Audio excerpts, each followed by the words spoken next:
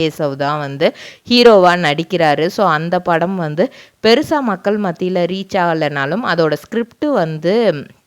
Livingstone பார்த்துட்டு இது script நல்லா இருக்குது, அதனால் வந்து அந்த படத்தோட ரீச் எப்படி இருக்கோ அதை பற்றி நீ யோசிக்காத, எப்போவுமே படம் ரிலீஸ் ஆனதுக்கப்புறம் அதோட ரீச் எப்படி இருக்கும்னு யோசிக்காத,